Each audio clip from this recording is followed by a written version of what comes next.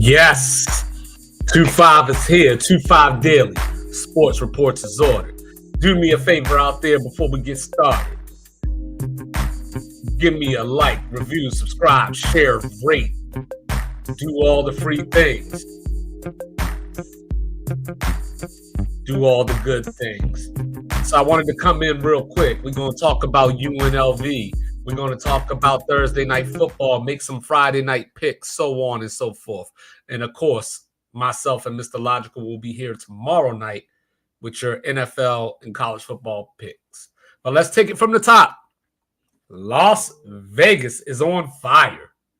You know, as we sit around waiting for this game with Fresno State this weekend, a very important game, whether you're just looking at the Mountain West Conference or you're looking at the college football playoff, right? We talked about this. You know, UNLV already has 2 wins over the Big 12.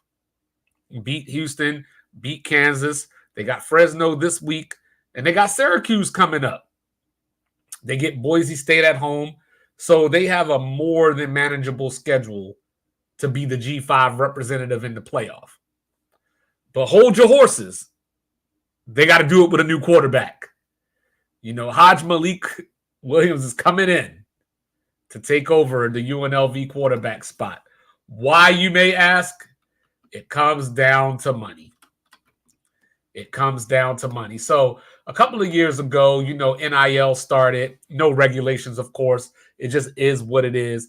A lot of fans contemplated leaving college football. They say, I don't believe them, but they said that it was going to ruin the sport. I don't believe them, you know, because there's too much emotion involved in college football. You know what I mean? I don't watch college football because my favorite wide receiver gets paid or he doesn't. I watch it because I'm a Florida State fan, and when I see blue and orange, I want to throw up. When I see green and orange, I want to fight. Not literally, but you get the point. So NIL comes along. The schools are still not on the hook for paying these players from these TV deals. Now, the Mountain West isn't as fortunate as, say, the Big Ten with a $7 billion deal. Their schools are only getting about $4 million per school off of their TV deal. But the players who generate that revenue weren't seeing a dime off of that. Okay, NIL comes. You know, we go to UNLV. Matthew Sluka comes in from Holy Cross. He's a senior. He completes 43.8% of his passes. So there ain't no NFL in his future unless he's playing another position. So he comes to UNLV. He wants his coins. Run him his coins, right? So allegedly, the plan was for a $100,000 deal. Depending on what story you believe, what has happened the last day or two, he's either gotten $3,000 total or he was getting $3,000 a month. Problem is, young man, he went and got an agent. You got to get it in writing. This was a verbal agreement, and this ain't 1960 where a man's word is a man's word. All I got in this world is my balls, and I don't break them for nobody. This is 2024.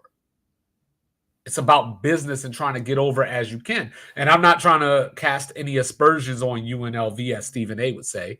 You know, it's just that you got to have it in writing. So when things like this happen, you can go to court and get your coins. Now, there's been other reports that came out saying that Matthew Sluka hired an agent, and due to the fact that they have those 2 wins I talked about earlier, he thought he deserved more money.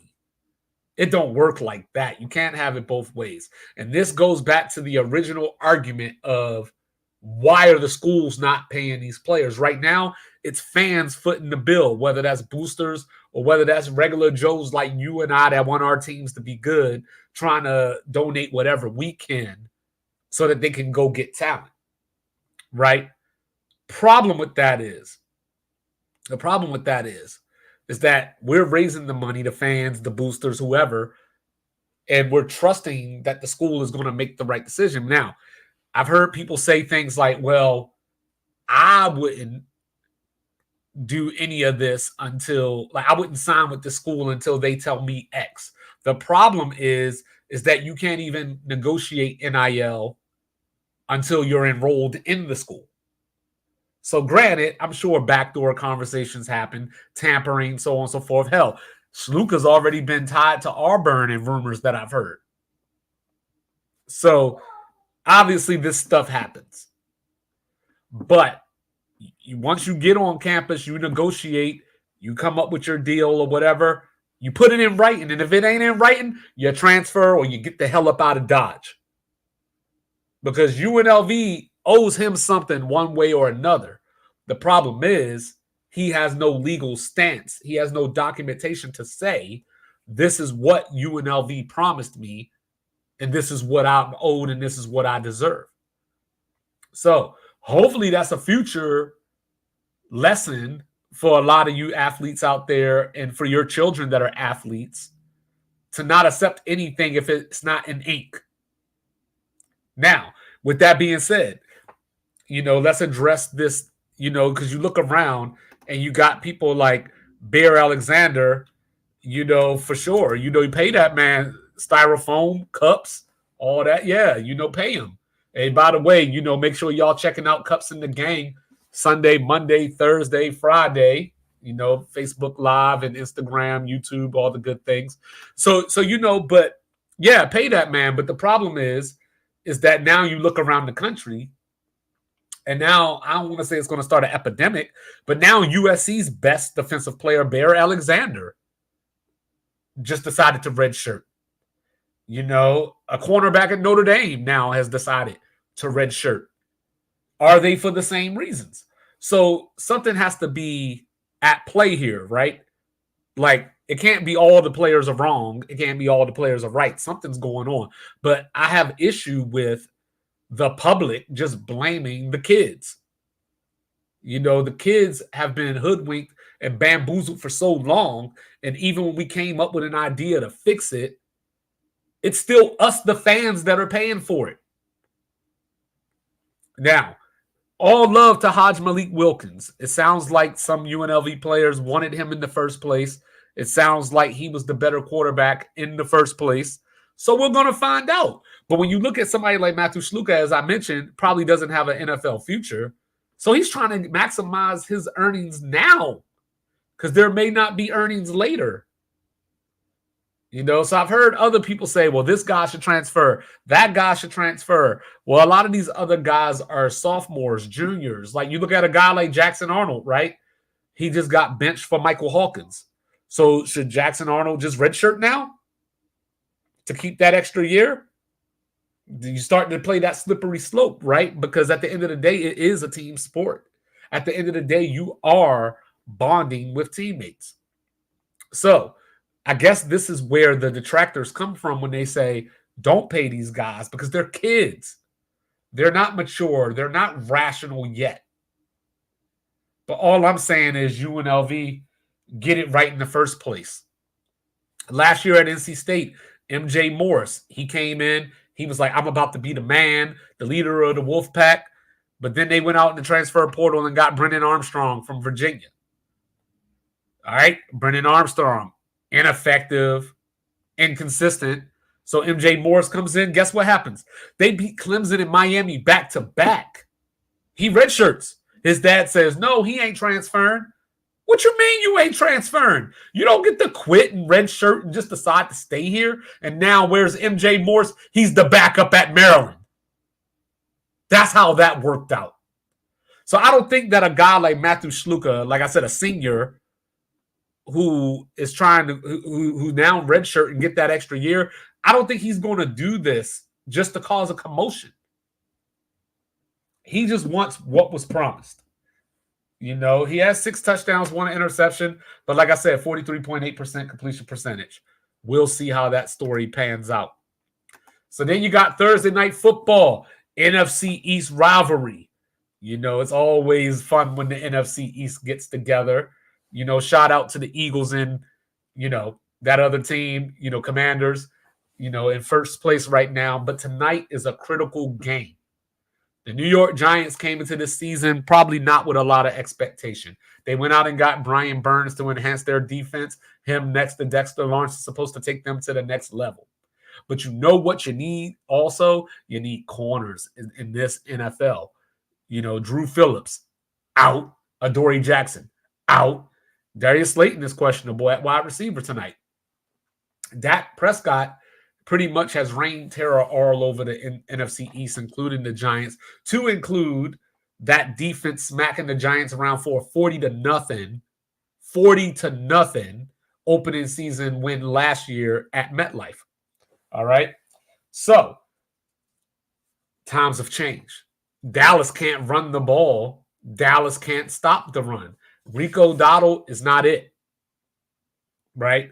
The Giants, meanwhile, they lost Saquon Barkley, and we look at them as if they downgraded, and they absolutely have. But Devin Singletary has played all right so far this season. Daniel Jones looks like an NFL quarterback. He still doesn't look like a star. He still doesn't look like a top draft pick, you know, all that good stuff.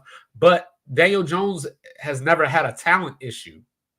It's just inconsistency. The Giants have failed to put the requisite parts around him. Like you think about it, right? Malik Nabers is the receiver that they got for him, but he's been there 5 years already. So they just now put a receiver around him that can help out. You know, Jalen Hyatt's still developing. You know, you got, Wink, or I forget his name right now. It's slipping my mind, the other receiver, the third receiver from Kentucky. But I got to refer to him as the third receiver from Kentucky. You know, and then you got Darius Slayton, who never met a pass that he didn't mind dropping. So, you know, he's a good receiver, you know, very comparable to, say, Allen Lazard. You know, Wan'Dale Robinson. There you go. That's the name I was looking for, Wan'Dale Robinson. But anyway, so last year, Dallas outscored the Giants 89-17 between those two games that they played against each other. So tonight, I'm looking forward to that matchup of Malik Nabers against Trevor Diggs. They already been going at each other on Twitter. I don't necessarily get down with the Twitter fingers, but I'm here for the fuckery anyway.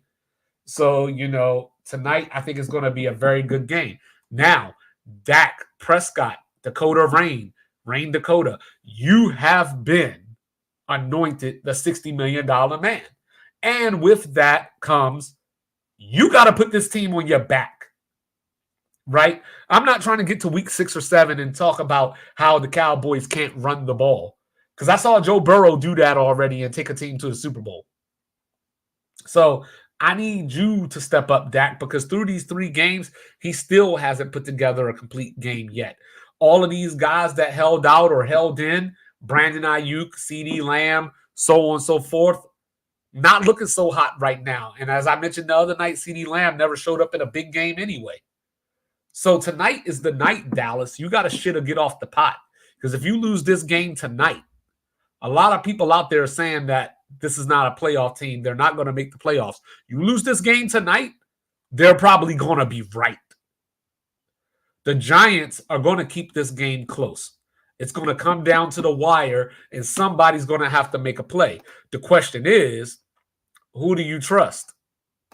And here we go, the Steelers fans with the jokes again. You know, but, it is funny that they make the jokes because I'm out here publicly making my picks. They know where to be found, you know, until after the fact. But you do you, Unc. Love you anyway. But, as I was saying, this game is going to come down to the wire. Can the Giants run the football? Because that's Dallas's Achilles heel. Small linebackers. Micah Parsons doesn't necessarily show up in big games either. So I'm a trust my gut. And I'm going to pick Dallas to win this game tonight. And I'm going to go with 23-20. All right. So then you got Friday Night Football. Friday Night Football, one of those old Big East rivalries back in the day. You got the Virginia Tech Hokies traveling in the Hard Rock Stadium to play against the Miami Hurricanes. If it was today, Cam Ward is my Heisman. It's down to him and Travis Hunter at this point. Miami did not necessarily run the ball effectively last week. So I expect Coach Mario Cristobal, the offensive line guru, I expect him to want to pound Virginia Tech into the dirt to prove a point. Virginia Tech, disappointing this season. A lot of people had them as a potential playoff contender, 19 returning starters. And I tried to jump ahead of everybody and tell you they went 6-7 last year, and they beat 3-win teams, Virginia's and Wake Forest's of the world, Pitts. So yes, they were bringing back starters, but what were the quality of those starters? They come out week 1, lose to Vanderbilt, get dominated. They came back late, but Vanderbilt controlled that game from start to finish, right? They played Rutgers last week, second year in a row, pushed around by Rutgers. So I'm supposed to think that this team is going to go into Hard Rock Stadium and give Miami a tough matchup. Why? Just because their name is Virginia Tech? Now, granted, the last 5 or 6 games in this series have been 1 score or less. That changes tomorrow. Then, up in New Jersey, up in Piscataway, near Mr. Logical, you got the Washington Huskies, the national runner-up. But don't do the TCU thing. Washington is the national runner-up, but do I got to count all the players? Rome Odunze, McMillan, Jalen Polk, Penix, gone. This is not that Washington team. You bring in Jedd Fisch, native of New Jersey, so here we go. This is a comeback home game for him that I'm sure he's going to want. Jonah Coleman comes in from Arizona to run the rock for him. So here we go. Can Washington put themselves back in play in the Big Ten? Now, why is this game important for them? Because they got Michigan next. Then they go to Kinnick Stadium to get some Hawkeye after that.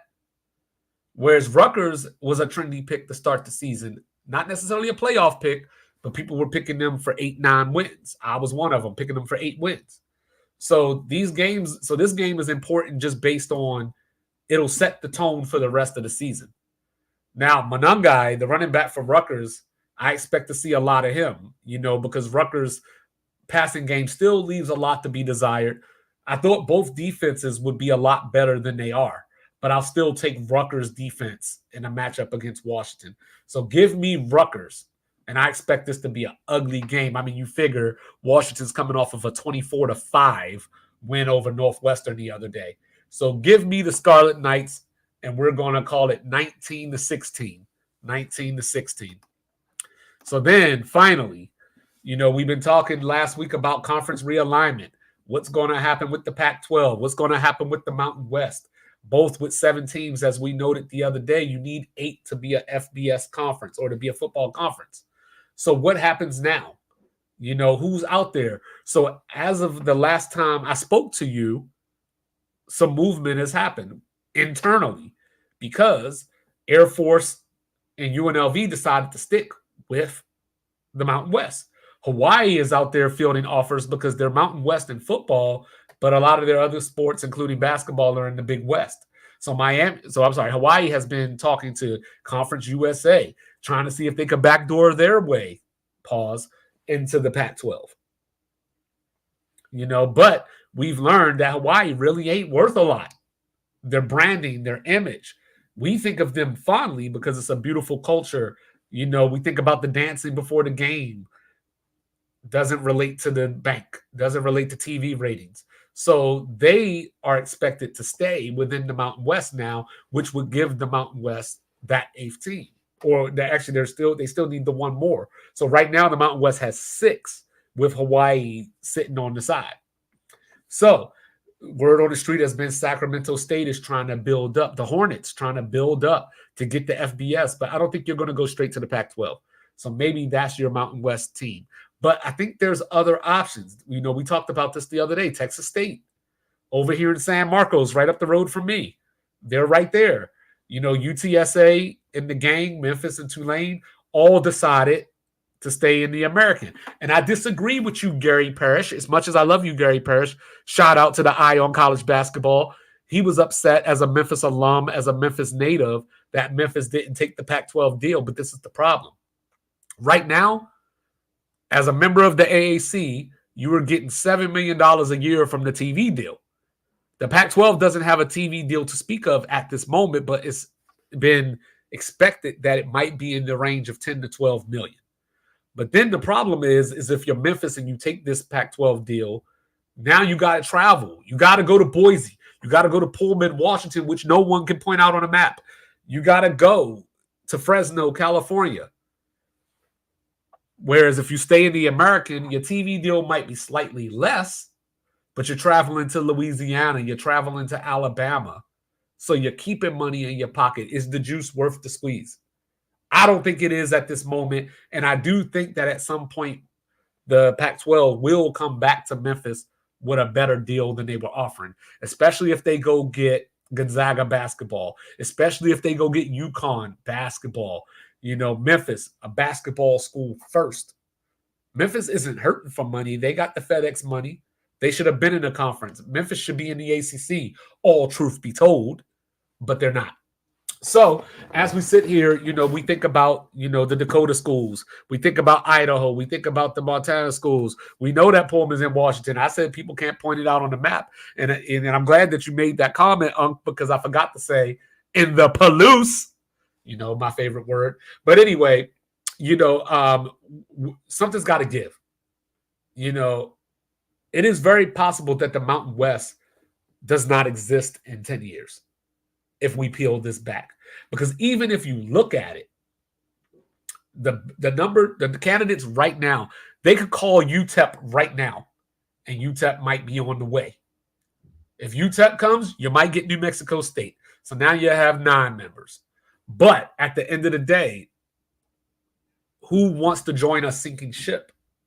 Because if the Pac-12 or whoever else calls any of these other teams, they'll jump. There's no loyalty amongst thieves. So anybody that gets that deal is going to take it.